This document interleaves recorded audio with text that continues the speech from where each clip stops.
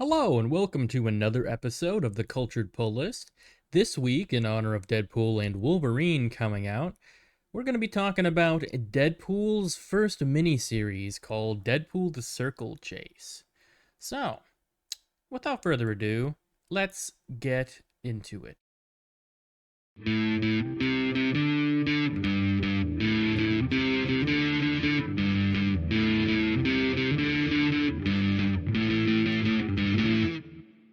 Welcome, everyone, to another episode of the Cultured Pull List. It is finally Deadpool and Wolverine week. Finally coming out. I'm very hyped for this movie. It From everything I've heard, it's great. So in honor of this, I wanted to do some Deadpool stories. I'm going to be talking about the first ever Deadpool series. Before we get into all the Deadpool stuff, I wanted to talk about some DC comic news. So, starting in October, DC is starting this, well, what they're calling this new initiative that is kind of a relaunch of their brand. Like they do this kind of every couple years. Marvel does it a lot too. But this is going to be helmed by Joshua Williamson and Scott Snyder, two of the best DC writers of the last couple decades at least. But this relaunch is not going to be a reboot like a lot of them are. This is going to continue all of the main DC stories, but it's also going to introduce Darkseid as the main villain of this. Kind of like Amanda Waller has been the main villain of this last initiative. But it's also going to introduce this new universe called the Absolute Universe, which is only going to feature the Trinity of heroes, the DC Trinity, Batman, Wonder Woman, and Superman. But the twist is that they don't have any of the advantages that we're used to seeing these characters have. Batman doesn't have Alfred, and he's not a billionaire. He doesn't have much money. Wonder Woman doesn't have Themyscira or her, Amazonian sisters or anything. And Superman is on his own. He doesn't have a home, and he doesn't have a fortress of solitude. And this does look really interesting to me. I just hope that there's a little more to it than just dark, gritty takes on the characters. Like, not that I have anything wrong with that, but I feel like we've seen that so many times before. I hope there's some extra stuff that really differentiates these versions of the characters. But I am looking forward to seeing what they're cooking up at DC. Now, Absolute Batman is going to be written by Scott Snyder, featuring art by Nick Dragotta. Absolute Wonder Woman, and it's going on sale Wednesday, October 9th. Now, Absolute Wonder Woman is going to be written by Kelly Thompson with art by Hayden Sherman, and it's going to come out on October 23rd. Lastly, Absolute Superman is written by Jason Aaron with art by Rafa Sandoval, and it's going to come out on November 6th. Now, all this sounds cool, but all this is starting before all this comes out. We have the All In Special #1, written by Scott Snyder and Joshua Williamson, with art by Wes Craig and Daniel Sampier. This is going to be a 64-page one shot. It's on sale at the beginning of October. I believe it's like October 2nd. Yeah, October 2nd. And it's going to be a flip book, which, if you don't know what that means, is basically a double-sided book where one side, you read one way, then you flip the book and read the other side.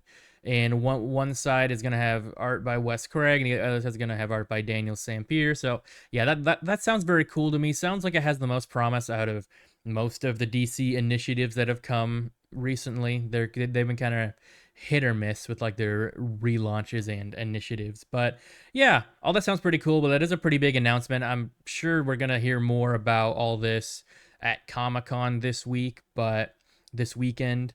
But enough about all that DC news, DC Comics news. Let's get into some Deadpool stuff. Now, this is not the first Deadpool like ongoing series.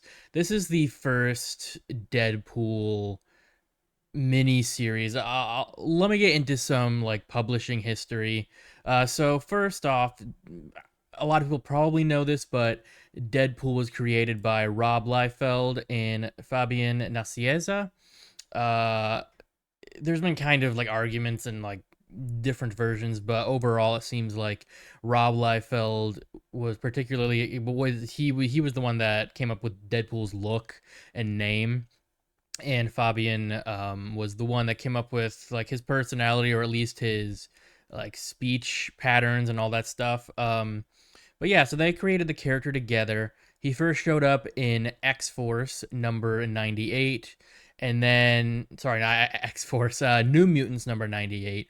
And then he kept showing up in X Force and other Marvel titles, kind of guest starring. And he was definitely like a villain when he first started out. That's like a probably a big change that the movies make, and I'll talk a little bit more about the changes the movies make, but from the comics. But yeah, so when he first started out, Deadpool was a villain, and then as time went on, he kind of developed more of the like anti-hero personality. So after guest starring in a bunch of different titles, Deadpool finally got his own miniseries, The Circle Chase, and then he got a second miniseries written by Mark Waid, and that kind of added some more like filling in the blanks of Wade's story, because we it was established early on that Wade was part of this Weapon X program, like a reinstituting of the same program that created Wolverine, or at least gave him his adamantium skeleton. But it wasn't until later that we really learn his backstory and learn more of the details of his relationship with Vanessa, aka Copycat. Because in the first few comics, like we know that they're exes and they like aren't on the best of terms, but we don't really know, like like the details of their relationship until later on, and some of those details are filled in this Mark Waid miniseries. But it wasn't until 1997 that Joe Kelly started writing for Deadpool in his first ongoing series, which is probably the like original series that people really think about when they think about Deadpool. But I chose the Circle Chase because it is the first series. It's only like 4 issues, and it is the first actual comic series that the first solo Deadpool series. So for the sake of simplicity and like kind of going back to the very beginning, that's where I wanted to start. But I kind of went over the publishing history, but the actual story history, like I said earlier, Deadpool shows up in New Mutants number 98. He's working for this guy named Mr. Tolliver, and he attacks the New Mutants and Cable. He and Cable fight, and there has been some people saying that the movies are kind of a mischaracterization of Deadpool, and like he's not as funny or wisecracking or vulgar as like he isn't that way in the comics. But that's not entirely true. Like starting off like from his first incarnation, his first appearance, he's very much a smartass. Like he obviously evolves going on, but like all characters do. He does get more vulgar, and uh, we don't see the fourth wall breaking stuff until Mark Wade's run, I believe, or sorry, Joe Kelly's run, I believe, and that's where we first see characters like Blind Al, and we get like his origin fleshed out more. But he does start out feeling very much the same from the beginning, like the same Deadpool we know and love from the movies and animated series and everything else. So like obviously there's different versions of the characters that have changed aspects of him, but from the very beginning, he does feel very much like the Deadpool we all know and love. He's definitely a smart ass. He's always cracking jokes. He won't shut the hell up. So I don't, the movies the movies are very much an amalgamation of a lot of the different versions of Deadpool. And they definitely take a lot from the newer incarnations, but they definitely take a lot from the older stuff as well. But anyway, I'll stop yapping about that. So Deadpool and Cable fight, and then Domino shows up and knocks out the Deadpool. And the next time we see him, he's fighting his former X Force, or sorry, his former Weapon X teammate, Garrison Kane, who is now going by the moniker of Weapon X, and he's like a cyborg guy. And they fight because Garrison Kane's working for the government, and they want to bring Deadpool in.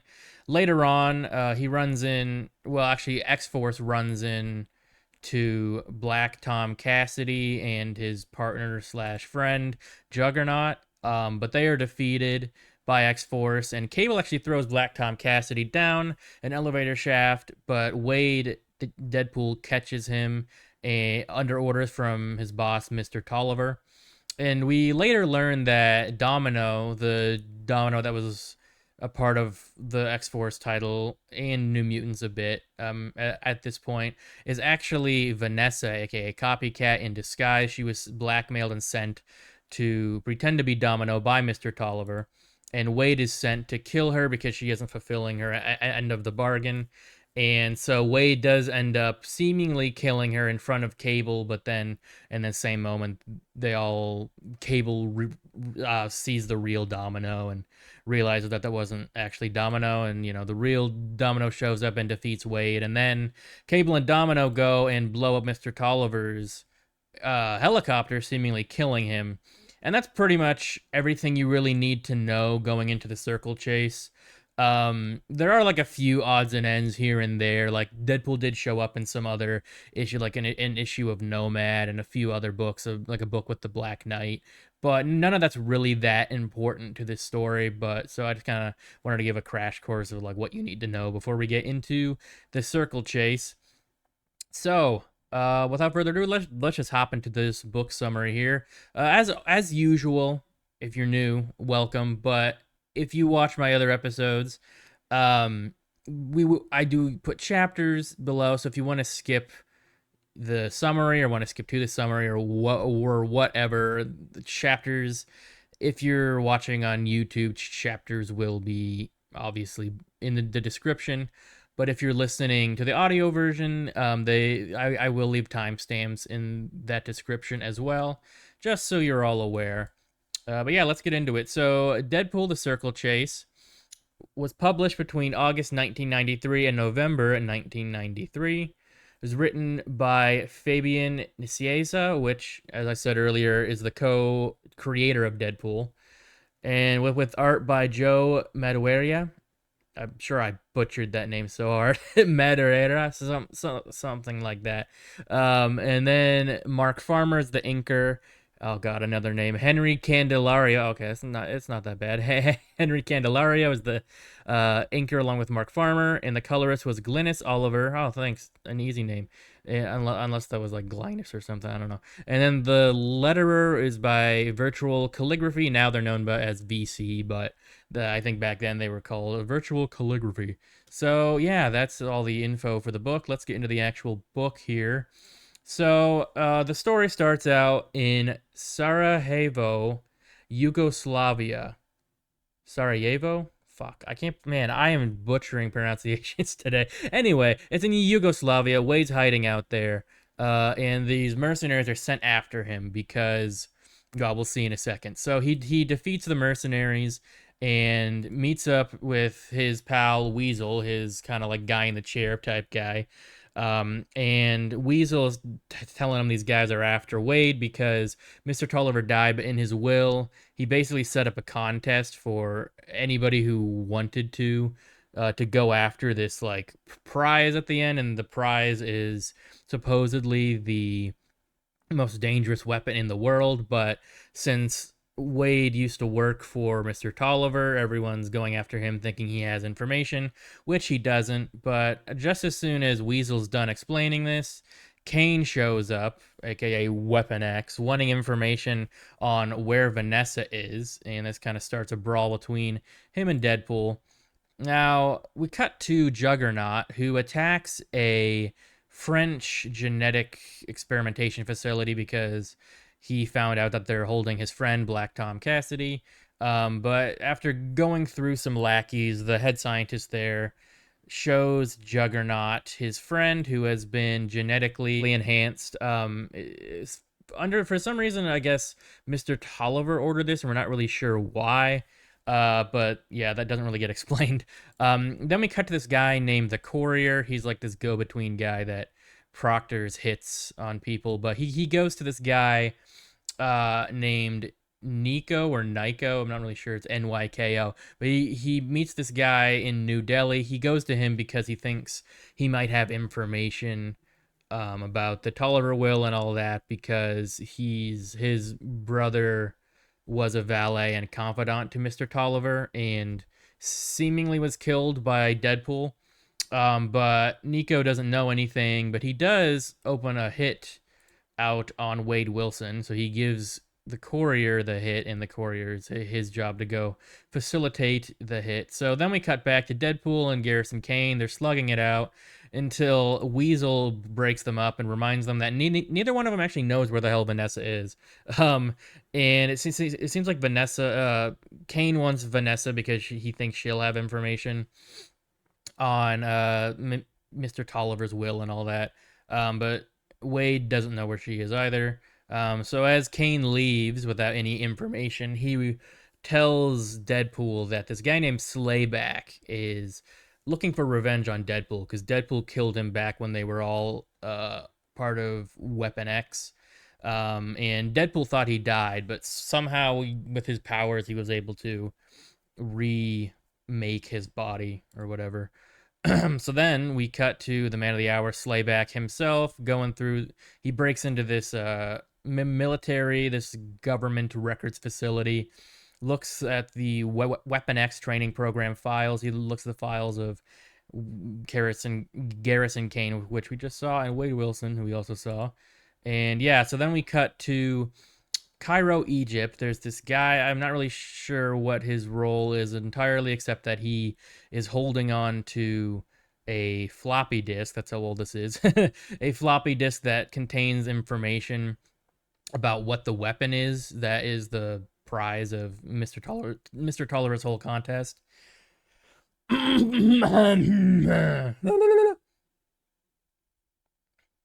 But then these mercenary guys show up and try and steal the disc from the dude, Mr. Mr. Gezdabada.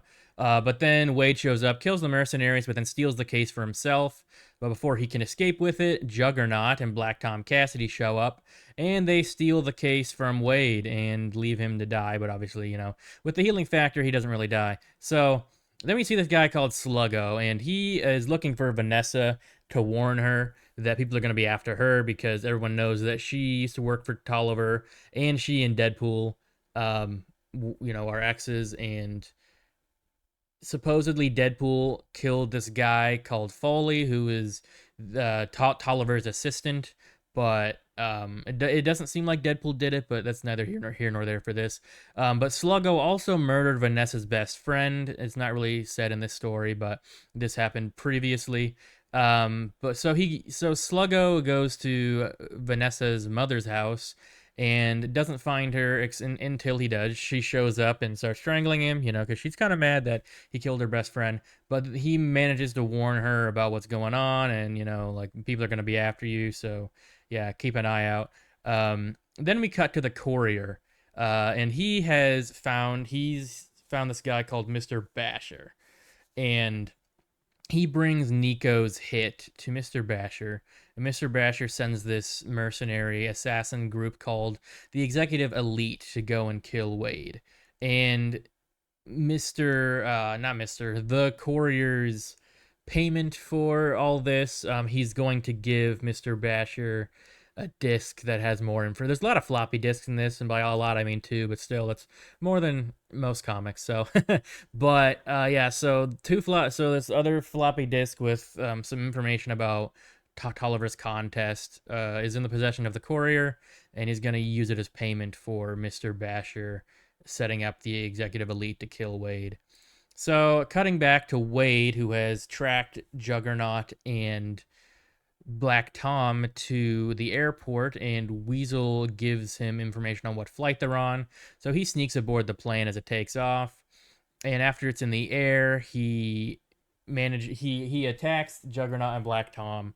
He grabs the case that they stole from him out of the overhead compartment, and then he throws Black Tom out of the airplane, and Juggernaut jumps out after him to save him, and then Wade hijacks the plane and goes where he wants to go. So then we see Garrison Kane back at his own place, but Slayback attacks him and tries to get information on where he can find Wade, and yeah, so things aren't going well for Kane. Next, we see Deadpool being attacked by the Executive Elite. He does pretty well for a little bit, but then they manage to overpower him and capture him. And I guess their idea is to, they're supposed to kill him, but they're also just playing with him for a bit. For it's not. I honestly don't remember. There's a lot of details in this book, a lot of motivations that aren't super clear. I'll kind of talk about that in the review section of this, but they do put on this little crown thing that reads Wade's memories, and they, I guess, are just kind of being intrusive.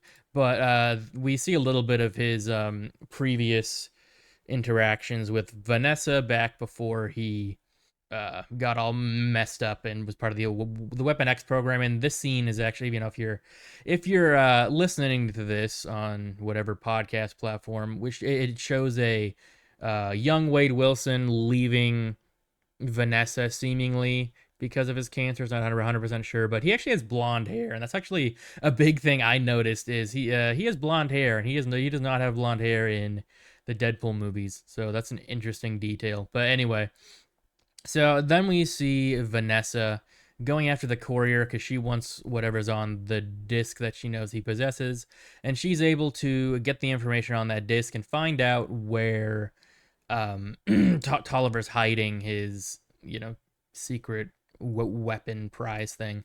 But yeah, then we cut back to the executive elite torturing Wade, and they take off his mask, and this is, I believe, the first time in the comics we actually see how messed up and scarred Wade is. And what's interesting too is there's like a lot of patches of his blonde hair that we see in his head, which seems to go away eventually because in most other versions of Deadpool I've seen in the comics, as well as other iterations, he's like completely bald. So I guess that this is a design thing that they changed later.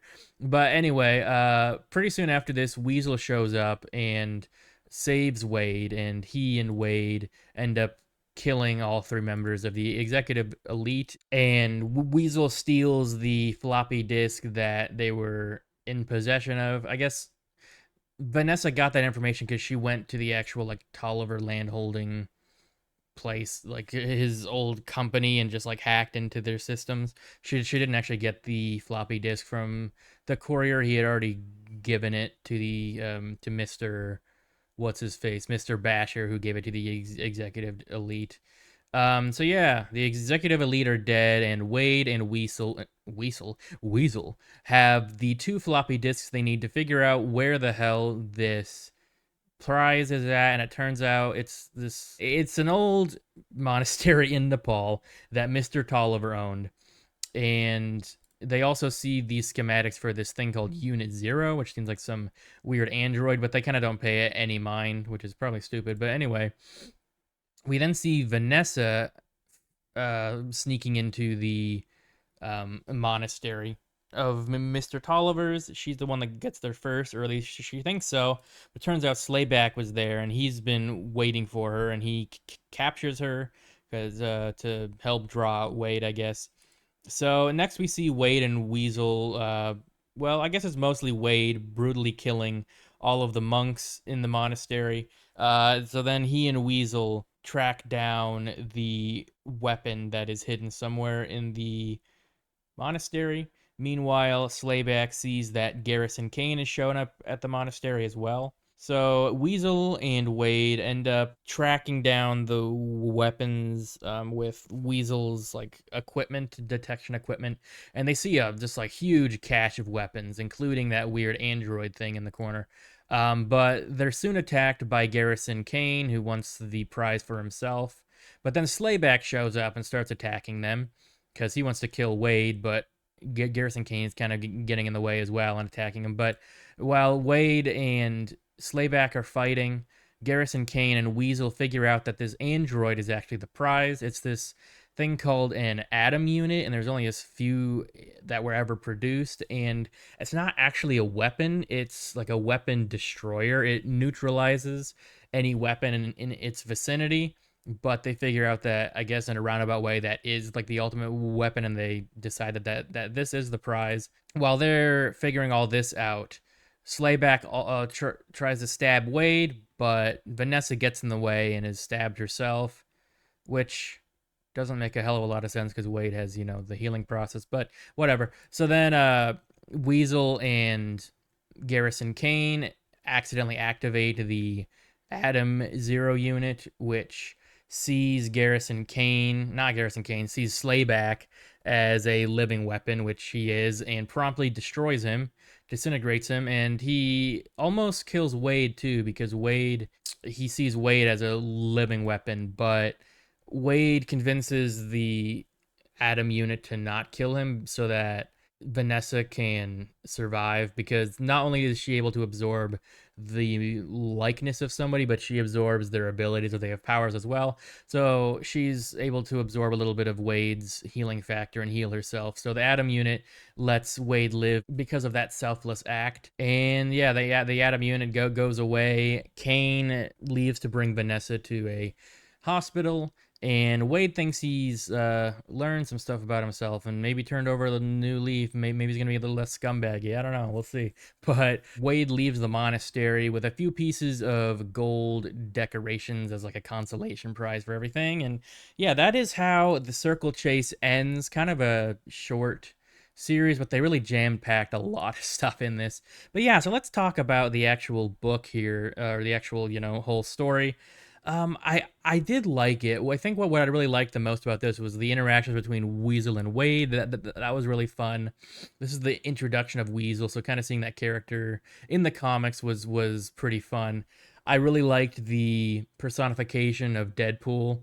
In this, it really feels, from reading like all of the other stuff that Deadpool was in before his own series, he definitely feels like Deadpool, but it does feel like they were, we're still kind of figuring out the character. But this feels like a cemented Deadpool. Like, he's not as vulgar, or like, fourth wall breaks and stuff like that. But he's constantly joking, constantly just being, an ass. But he's also like a very skilled killer. So I really enjoyed that aspect to it. Just it being a Deadpool story. I enjoyed seeing Vanessa, having her a part of it. I enjoyed seeing Juggernaut as a part of this story. I really like Juggernaut, but he wasn't in it that much. But I do feel like they kind of just threw too much in here. It feels like a bit complicated and convoluted, honestly, and it was kind of hard to keep track of all the different characters and what their motivations were. It kind of just felt like they were all just like, in some moments it kind of felt like it was just like jumping from one like fight scene to the next, like, oh, this person's attacking this person's attacking this person, which, it's not like, it's a comic book, so you want a lot of action, but I felt the story was a bit lacking. It could have been done better if it was simplified slightly and they fleshed out certain details, I feel like. Um but overall, I would say I enjoyed it. I did feel a little bogged down sometimes with all the details. Like I like a complex story, but you can definitely border on being a bit convoluted, which I felt like this got to a certain extent. Now, speaking of the artwork, I do really like the artwork. I really like this Deadpool costume design. This artwork feels very 90s, which I like. I feel like this kind of is like style, like the a lot of the 90s art is kind of hit or miss. Sometimes it looks kind of ugly, but sometimes it looks cool and almost kind of retro-ish, even though it was only, well, I guess it was like 30 years ago now. But I did like the art in this book for the most part. I think it was effective and served its purpose, and I liked most of the character designs. So yeah, overall, I enjoyed this, but like I said, it did get a bit like convoluted and hard to follow sometimes, and a little too jam packed. But it's still worth a read, I'd say, especially if you're a Deadpool fan. And you haven't read like the first Deadpool story. So yeah, I mean, honestly, I don't have a whole lot else to say about this. These things always run a lot shorter when I'm by myself. But that's how it goes. Let me know in the comments if you've read The Circle Chase. Let me know what you thought about it. I give it. I mean, I honestly, we don't usually rate them like on a number scale, but I guess if I was gonna rate it, I'd probably give it like a 6. It was slightly above average, but not the best I've read. But like I said, it was worth reading. It was a fun time. But yeah, to kind of wrap up our show here, we're gonna do our cultured picks. Now, if you've never watched or listened to our show before, our Cultured Picks is basically just where we talk about some comics we've been reading that aren't part of the main story of the week, but are still worth mentioning because, they're cool. So, the first one I want to mention is Amazing Spider Man number 53. Now, this is part of this story arc that's been going on where Peter Parker has kind of been turned into like a Spider-Man version of the Green Goblin. It's it's as crazy and zany as it sounds, but it's also really fun.